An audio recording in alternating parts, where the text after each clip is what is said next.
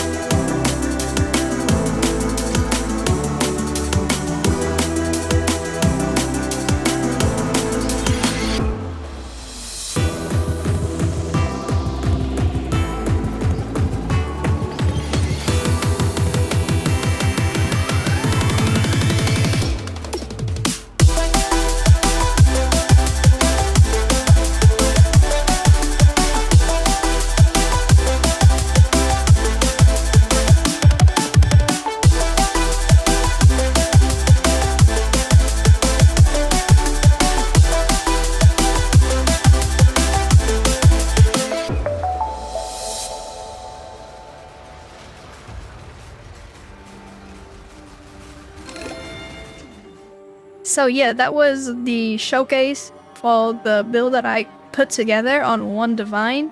Now POB for this particular character and the guy will be in the description of this video if you are interested. And yeah, we start brand new. This is my Gambling Legionnaire at level 95, but this is a one divine challenge. So I'm going to buy all my items with one divine. We are going to start brand new, refund all the skill trees and stuff like that, right? So we'll trade the divine to Exalted Orb at 186 to 1 divine and refund all the skill point, and we'll go shopping.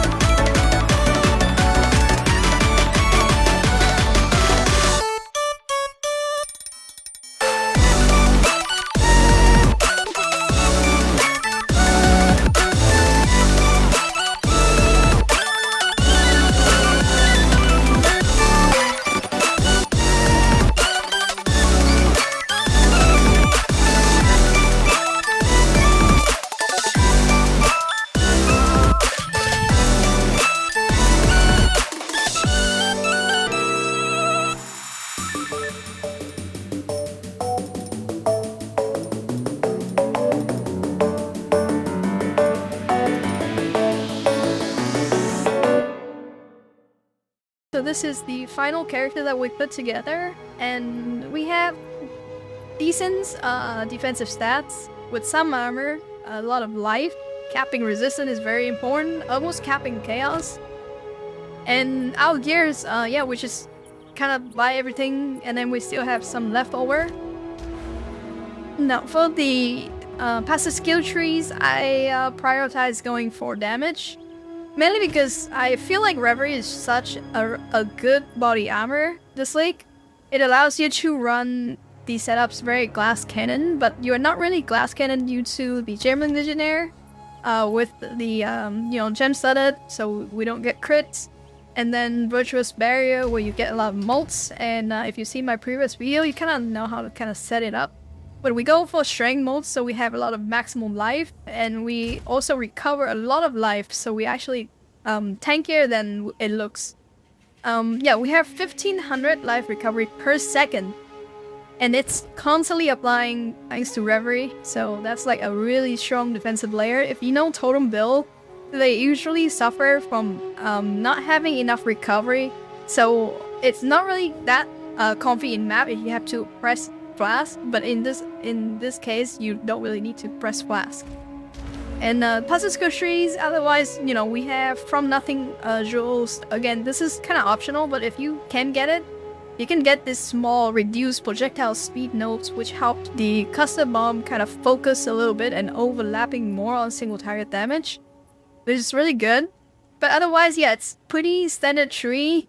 It is a one divine setup, and it can run T15, T16, 200% Deli. It's just because the skill is really good. Also on technically this is like a 2-link, right? Because we have Cluster Grenade on a payload and multi-shot. So yeah, we just have all the damage on just one link. And the gem setup is you're going for balance between all these gems, so you can have Gem Enthusiast with all the bonus. But also you want to balance it as well for the gem studded. So in here I have exactly 10 green support gems, 10 red support gems, and 10 blue support gems. So once you fill out your Mortar Cannons and Rite of Restorations gems, you just kind of use the rest of these support gems as filler. But yeah, if you don't have enough sockets, you can also use the crossbow shot, but I'm not sure if it's like 100% gonna work. So I would, what I would do is I would just set up all the gems down here. It has to be an active skill. You don't need to put it in your bar, but as long as you have it in here, then it should work. And this is all the modes that we have. So yeah, this is the character. I was gonna jump into the map. We're gonna do a full map showcase for you guys to see the character. Alright, so we're going to do a full map showcase here. It's gonna be Abyss with increased effectiveness on a 200% Deli map. And yeah, I just wanna show you guys how the build perform if you guys are interested in a full map showcase. I'm also taking Doriani Science for the additional revival and irradiation. So Doriani is probably one of the best master this league if you are looking for, casual gameplay. In the beginning of the maps, you also doesn't have really any strength modes, so you start around 2400 HP, or in my case, eventually we'll ramp up to 3k life. So if you're gonna die anytime, it's probably in the first 30 seconds, 1 minute of the map. So just be on the lookout for that. We leverage a lot of the Gambling Legionnaire strengths, like quality strengths on Cluster Grenade this league, so we can do this much damage on a budget. It is also a very comfy setup with Reverie. I don't know if I've seen a lot of people using this chest, but it is actually pretty broken in my opinions, because yeah, we get to over 1k life regen per seconds, and you just kind of recover all of the damage that you take. So as long as you don't get one shot, you don't really die even in a juice map, right? As long as you are paying attention to where you're going. Other skills also have great AoE as well, and to be able to do this much damage on such a low budget is really great. Also, it's really comfy because I opted to go for Blood Magic. And by going for Blood Magic, you don't have to worry about mana as well, which is another detrimental thing for the grenades build in general early game, because you also stack like level to attack. I'm not gonna take the shrine because it's a showcase, so we're just gonna skip the shrine. The shrine adds a lot of damage to the build, so yeah. But yeah, we're doing fine without the shrine. Anyway, I was saying that Blood Magics make the build also really comfy because we can kind of cast our totems for free, and because we have to spam our totems, if we don't have Blood Magic, we're just gonna have to spam our Mana Flask, which is like another layer of annoyance when you're playing a build like this. When it comes down to the endgame at this level, the content is actually not too hard. So as long as you find a build, like a niche that is strong enough, you can actually clear most of the content. They also kind of nerfed Deli, so there's that as well. Okay, this guy turned into a boss, which can be nice. I think we're gonna get some good drops from this. Let me just kill him real quick. Oh, there you go, yeah. Fox Idol. That's gonna pay for the build. Anyway, yeah, a lot of damage.